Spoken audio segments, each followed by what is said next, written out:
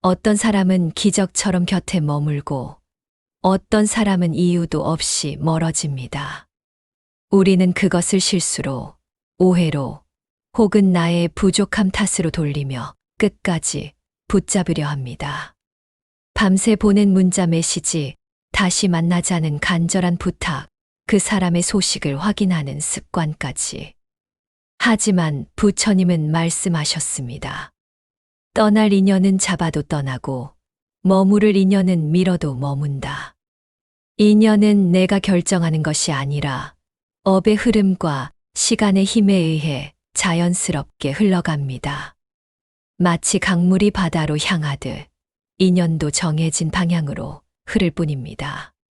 그래서 관계가 끝났을 때 가장 위험한 감정은 후회나 미련이 아니라 다시 되돌릴 수 있다는 착각입니다.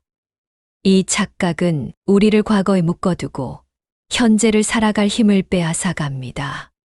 떠난 사람을 붙잡으려 할수록 놓아야 할 고통은 더 커지고 마음의 소모는 깊어집니다. 전화를 걸수록 상대는 더 멀어지고 설명을 요구할수록 침묵만 돌아옵니다. 왜 그럴까요? 인연의 시간이 끝났기 때문입니다. 불교에서는 이를 연분의 소진이라고 표현합니다. 모든 만남에는 정해진 에너지가 있고 그 에너지가 다하면 관계는 자연스럽게 끝을 맞이합니다. 이것은 누구의 잘못도 아니고 실패도 아닙니다. 단지 한 계절이 지나고 다음 계절이 오는 것처럼 인연도 그렇게 변화할 뿐입니다. 왜 어떤 인연은 끝까지 남지 못하고 이유 없이 끊어지는 관계가 사실은 실패가 아니라 정리라는 깊은 진실을 다룹니다. 당신의 인생에서 지금 떠난 인연이 있다면 그것은 벌이 아니라 새로운 복을 위한 자리 마련일지도 모릅니다. 떠남 자체가 메시지입니다. 이제 다른 길을 갈 시간이라는 우주의 신호입니다. 관계가 멀어졌다는 신호를 받으면 우리는 본능적으로 두려움에 휩싸입니다. 혼자 남겨질 것 같은 공포, 버려졌다는 수치심, 내가 부족해서 떠났다는 자책감이 밀려옵니다. 그리고 두려움은 자연스럽게 붙잡고 싶은 마음을 만듭니다. 하지만 부처님은 경전에서 분명히 하셨습니다. 억지로 이어지는 인연은 반드시 괴로움을 남긴다. 상대의 마음이 이미 떠났는데도 계속 문을 두드리면 결국 돌아오는 것은 상처뿐입니다. 마음이 맞지 않는 사람을 붙잡고 끝난 관계에 의미를 부여하려 하고 떠난 이유를 스스로 꾸며내는 순간 고통은 더 단단해집니다. 내가 조금만 더 잘했더라면, 그때 그 말만 안 했어도 라는 생각이 반복되면서 우리는 현실이 아닌 가상의 과거 속에 갇히게 됩니다. 억지로 이어진 인연의 가장 큰 문제는 진심 없는 만남이 지속된다는 것입니다. 상대는 이미 마음이 떠났지만 미안함이나 의무감 때문에 관계를 유지하고 나는 그 작은 신호들을 희망으로 착각하며 더 깊이 빠져듭니다. 이런 관계는 결국 서로를 지치게 만들고 끝날 때는 더 큰 상처를 남깁니다. 불교에서는 이를 집착의 업이라고 부릅니다. 집착은 사랑이 아니라 두려움에서 비롯된 감정이며 이 감정은 상대방도 나 자신도 자유롭지 못하게 만듭니다. 왜 억지 인연일수록 끝이 더 아프고 왜 집착할수록 인연이 더 빠르게 무너지는지, 그리고 그 과정이 인간의 업과 어떻게 연결되는지를 탐구합니다. 여러분은 이 순간 스스로에게 물어보게 될 것입니다.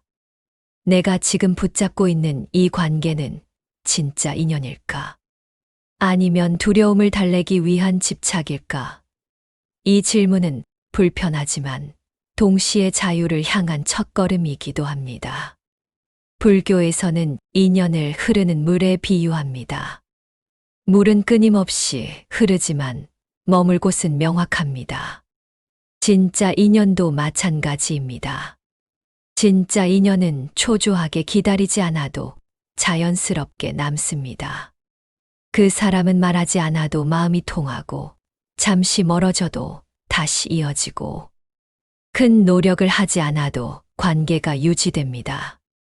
매일 연락하지 않아도 마음은 연결되어 있고 오랜만에 만나도 어색하지 않으며 힘들 때 가장 먼저 떠오르는 사람입니다. 이런 관계는 억지로 만들어지지 않습니다. 마치 나무가 자라듯 시간과 함께 자연스럽게 깊어집니다. 반대로 떠날 인연은 이유를 억지로 찾을 필요가 없습니다. 말 한마디로 틀어지거나 갑자기 마음이 멀어지거나 설명되지 않는 이질감이 생깁니다. 왜 그럴까? 라고 고민해도 답이 없고 노력해도 관계는 점점 더 어색해집니다. 이것은 누구의 잘못이 아니라 인연의 시간이 끝났다는 신호입니다. 부처님은 말씀하셨습니다. 인연에는 시작과 끝이 있으며 그 흐름을 억지로 막을 수 없다. 남는 인연과 떠나는 인연을 구분하는 가장 명확한 기준은 자연스러움입니다.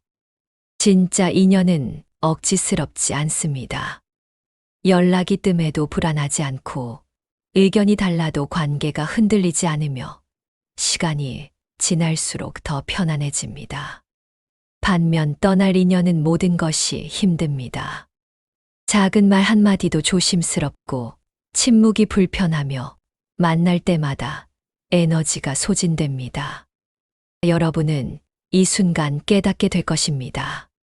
아, 그래서 그 사람이 떠났구나. 그리고 이 사람은 그래서 내 곁에 남아있는 거구나. 인연이 떠난 자리를 억지로 채우면 새로운 복이 들어올 공간이 없습니다. 지금 내 곁을 떠난 누군가는 더 좋은 인연이 들어올 자리를 만들기 위해 떠났을지도 모릅니다. 부처님은 말했습니다. 비우지 않으면 채울 수 없다. 사람도 감정도 관계도 마찬가지입니다. 떠난 인연을 붙잡고 있으면 그 공간은 과거의 아픔과 미련으로 가득 차게 됩니다. 그러면 새로운 사람이 다가와도 내 마음에 자리가 없어 그냥 스쳐 지나가게 됩니다. 불교에서는 이를 공의 법칙이라고 부릅니다. 비움은 상실이 아니라 준비입니다. 낡은 옷을 버려야 새 옷을 입을 수 있듯 끝난 인연을 놓아야 새로운 만남이 시작됩니다. 실제로 많은 사람들이 과거의 인연을 완전히 놓아낸 직후 예상치 못한 좋은 사람을 만나거나 새로운 기회를 맞이하는 경험을 합니다. 이것은 우연이 아닙니다. 마음의 공간이 비워졌기 때문에 새로운 에너지가 흘러들어올 수 있었던 것입니다. 떠난 인연은 벌이 아니라 시작을 위한 정리입니다. 그 사람이 떠난 것은 내가 부족해서가 아니라 서로의 배움이 끝났기 때문입니다. 모든 만남에는 배울 것이 있고 그 배움이 끝나면 자연스럽게 이별이 찾아옵니다. 이것을 받아들일 때 우리는 비로소 자유로워집니다. 여러분은 자신의 과거 관계를 떠올리며 스스로의 변화를 체감하게 되고 그래, 나도 이제 놓아줘야겠다는 결심을 하게 됩니다.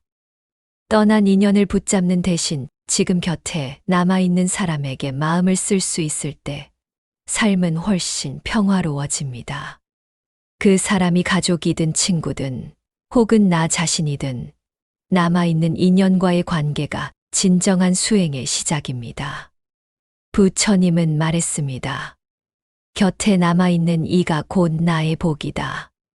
우리는 종종 떠난 사람에게는 애틋한 마음을 쏟으면서 정작 지금 내 옆에 있는 사람에게는 무심합니다. 매일 보는 가족에게는 차갑게 대하면서 연락이 끊긴 옛 친구는 그리워합니다. 이것은 인연을 거꾸로 대하는 것입니다. 진짜 복은 멀리 있지 않습니다. 지금 내 곁에 남아서 함께 밥을 먹고 이야기를 나누고 웃어주는 그 사람이 바로 내 인생의 복입니다. 먼저 감사의 마음을 표현하세요. 고마워. 내가 있어서 다행이야 라는 한마디가 관계를 단단하게 만듭니다. 둘째, 현재에 집중하세요. 과거의 인연을 떠올리며 지금 사람과의 시간을 허비하지 마세요. 셋째, 억지로 관계를 유지하려 하지 마세요. 자연스럽게 흐르는 관계만이 오래 갑니다. 넷째, 나를 지치게 하는 인연은 용기 있게 정리하세요. 모든 인연이 다 좋을 수는 없습니다. 나를 소모시키는 관계는 과감히 거리를 두는 것도 지혜입니다.